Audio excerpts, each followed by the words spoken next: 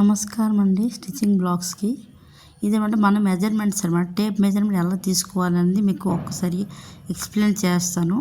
ఏమంటే ఇది tape measurement లేకపోతే మనము టేప్ను పెట్టి మనము మెజర్మెంట్ తీసుకోలేము, డ్రెస్ అయినా బ్లౌజ్ అయినా.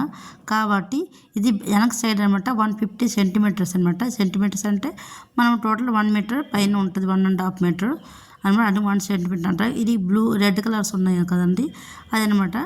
ఇప్పుడు సెంటీమీటర్స్ అంటే మీటర్స్ ఎలాగ ఉంటుంది, సెంటీమీటర్స్ ఎలాగ ఉంటుందో చెప్తాను. ఇప్పుడు ఏంటంటే ఇక్కడ నుంచి అనమాట 1.1 to 2 పాయింట్స్ అనమాట. ఇప్పుడు చూసారా లైన్స్ ఉంటాయి కదా, లైన్ ఇది 1 ఇంచ్ అనమాట. ఇక్కడ నుంచి ఇక్కడికి 1 ఇంచ్ అనమాట.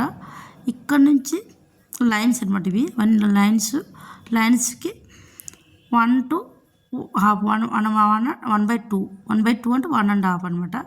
1.5 తీసుకోవడం అంటే ఇది అనమాట. ఈ మెజర్మెంట్ 1.5 1/2 ఒకటేనండి, రెండు ఒక మెజర్మెంట్ అనమాట. ఇదికి 1/2 కూడా అంటారు, 1/5 కూడా అంటారు. 3/4 అంటే 1/2 పైన ఉంటుంది కదా, 175 పాయింట్స్ అనమాట. ఇది కూడా ఒక మెజర్మెంట్. మనకు 3/4 చెప్పాలంటే ఇది ఒక మెజర్మెంట్ అండి. ప్రతి ఒక్కరికి ఇది గుర్తుంచుకోవాలి. మెజర్మెంట్ ఇక్కడ నుంచి 1 to 2 అంటే 1 ఇంచెస్, 1/2 అంటే హాఫ్ మెజర్మెంట్ అనమాట. ఇది హాఫ్ మెజర్మెంట్. కాబట్టి ప్రతి ఒక్కరు ఈ మెజర్మెంట్ గుర్తుంచుకుంటే మీ టేప్ మెజర్మెంట్తో మీ బ్లౌజ్ అని డ్రెస్సులు అనమాట స్టిచ్ చేసుకోగలరు. లైన్స్ అనమాట ఈజీగా గుర్తుంచుకోవాలి. 1/2 తర్వాత 2 లైన్స్ ఉంటాయి కదా, 3/4 అని. ఇది 1/1 1/2 అంటే 1.5 అంటే 1.5 అనమాట లెక్క వస్తుంది అనమాట.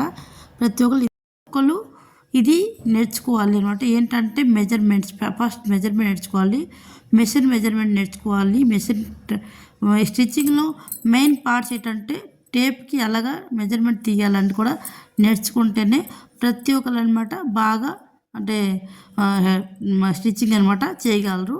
కాబట్టి ప్రతి ఒక్కరు ఇది నేర్చుకోండి. 1 ఇంచెస్ 1 3/4 ఓకే. 1 3/4 అంటే 1 ఇంచ్ కంటే హాఫ్ ఇంచ్గా కొంచెం ఎక్కువ. 1 3/4 1/2 1 3/4 సగం 1 ఇంచ్ అనమాట. ఇదండి. Thank you. Like, share, subscribe.